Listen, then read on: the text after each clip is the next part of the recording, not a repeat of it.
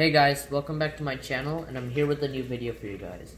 And in today's video, my objective is to integrate various sensors readings and display them on one OLED display.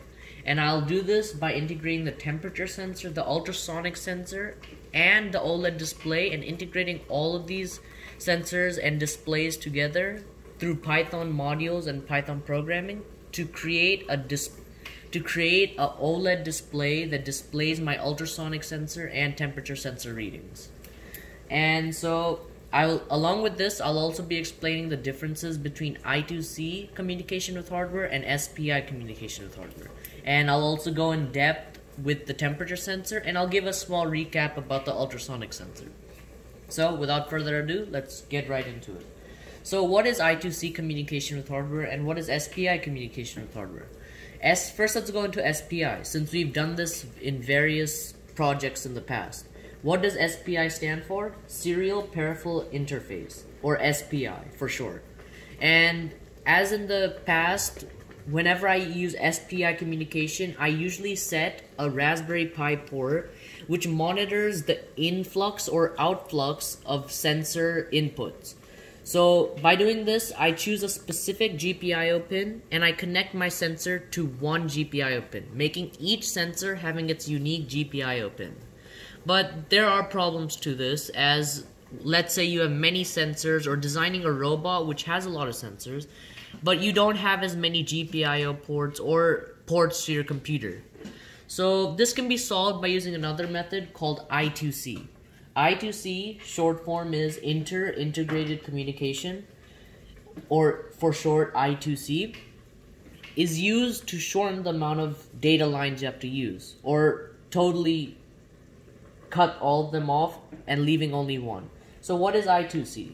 I2C, instead of using one data line per sensor, in I2C you use one data line. Let's take the Raspberry Pi data lines, SDK and SDA, which are the data lines for I2C, and I can connect various sensors to those same data lines.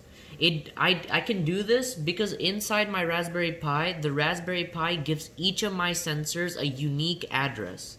For example, the unique address of my temperature sensor is 76C, and for my OLED display, my unique address is 3C. And inside my Raspberry Pi, it's storing all of these unique addresses, and when I need to use one of my sensors, it uses this unique address to find out which inputs and outfluxes are coming from which sensor. And as such, if I'm having 50 sensors, and if your computer can hold enough data, you can theoretically store all 50 sensors on the same data line, making I2C a very powerful hardware communication method. SPI also has its advantages, but I2C is definitely the better way to go. But in some cases, some sensors cannot support I2C, such as the ultrasonic sensor. This ultrasonic sensor can only support SPI, unfortunately, having me to use one GPIO port for that sensor. So now with I2C communication and SPI communication out of the way, let's talk more about the temperature sensor. So if we take a look at my graph over here, or my diagram, you can see how I'm using the temperature sensor in SPI method. I'm using the two data lines, or one data line, SDA, and I connect this sensor to SDA, and I'm using clock speed, and I'm connecting my SDK with SDK. So now, instead of using multiple GPIO pins for each sensor, instead I'm just using one data line for both the OLED display and the temperature sensor, as shown over here, as my SDA pin is also going to the same pin that the temperature sensor is going, indicating that demonstrating that these two sensors can truly work on the same data line. So of course, we can definitely use the temperature sensor for SPI communication, but for the purposes of this video, let's use I2C, and you can see that over here. For every I2C communication, you must have 4 pins: a ground pin, a 3.3 or 5 volt pin, a SDK for clock speed, and SDA for the data line. As long as your sensor has these 4 pins, you can always use I2C communication with that piece of hardware.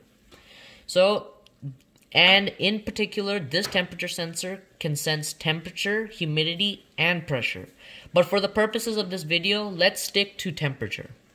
So now with the temperature sensor out of the way, let's talk more about the OLED display, or as you guys can see over here, the OLED display.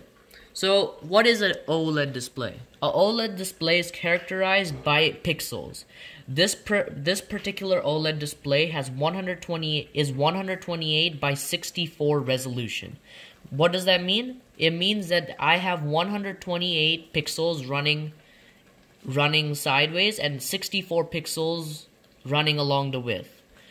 And these pixels can be a really powerful tool in displaying pieces of information. By using pixels, I can determine how many pixels I want my particular image or text to take up, or where I want which pixel that image to start at. So for these OLED display and these temperature sensors to work, you must have a driver and a Python module to help the Raspberry Pi understand the readings coming from the OLED and temperature sensor display. So now let's look over here where I've written out all the things that you need to communicate with the Raspberry Pi to your I2C sensors. So of course you need your Raspberry Pi and your program. And from various online resources, you must download a module that is compatible with your hardware and the coding that you're using. Or in this case, a Python module, which will help me communicate with my I2C sensors. You must also need a driver, which will communicate with the hardware side of things. And then finally, you must also need the hardware.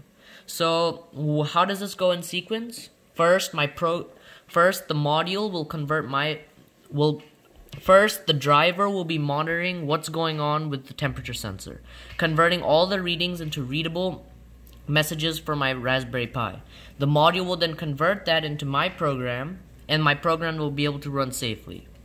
So now that we've talked a little bit about how to use I2C communication and how to use OLED display, let's blend this all together into one project. And of course, I haven't forgotten about the ultrasonic sensor.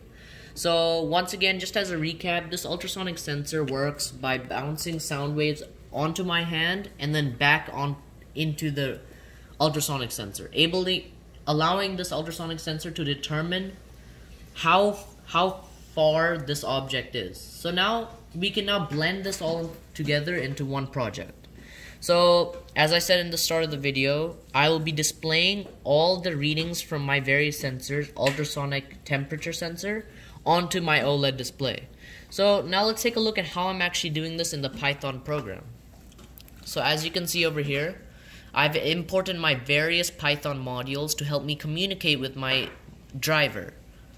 I've imported Adafruit for my temperature, and I've imported BME for my OLED display. So right here, to see how this OLED display actually works with the different modules, I've imported some modules to make displaying information on the OLED screen easier.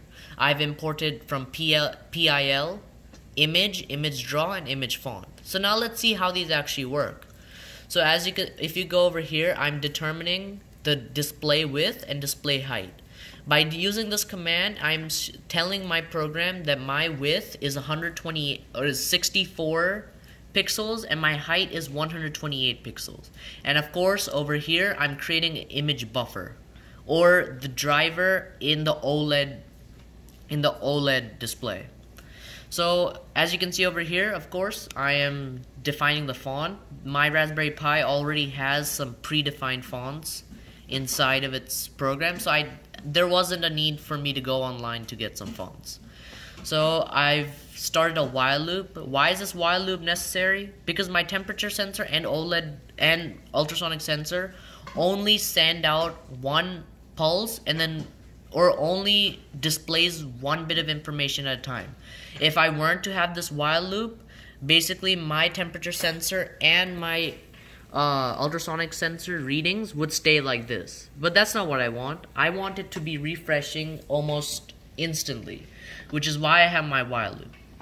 So over here, to initiate the OLED display, I have drawn a black rectangle to erase everything from before.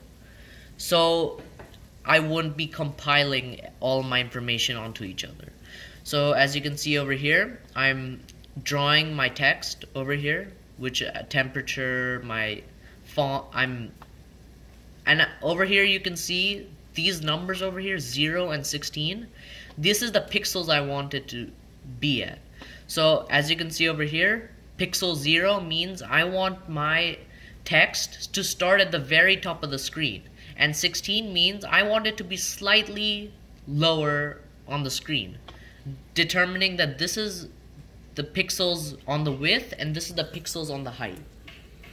As you can see over here, when I wrote that text, it's not exactly to the top, it's a little bit in the middle, showing that these two numbers control where I want my image to begin or finish. So over here I've basically just displayed the image, and over here I'm actually displaying the image. Basically what's going on is all these commands over here are sending information to an image buffer in my OLED display. And when I collect enough information, when I collect all these bits of information for the OLED display, I'm basically displaying it from the image buffer to the OLED display. And then of course these displays don't turn off by themselves, so once I'm done, I use a special command called sysexit and display.clear and display.display. This command basically just starts a fresh black rectangle on top of everything to exit out whatever information I had before. So now that I've finished my project, now that I've got all the bits of program into my project, let's actually try this code to see what it looks like on the screen. So I played my program, and as you can see over here, information is constantly being refreshed and changed. The temperature right now is 77.9 degrees Fahrenheit, and as you can see, the closer my hand gets, the less the numbers show. And let's just play this one more time. The less the numbers show. So as you can see, this ultrasonic sensor, my OLED display is constantly refreshing its values. The closer my hand gets, the less the numbers become. And let's say I were to bring my hand near to the temperature sensor, it obviously increases its temperature because of my body heat. And as you can see, it's increasing slowly. So now that we've gotten all bits of the project in, and I've explained about I2C and SPI communication, I'm basically done with today's video, guys, and thank you guys for watching, and I'll see you guys next time with another video.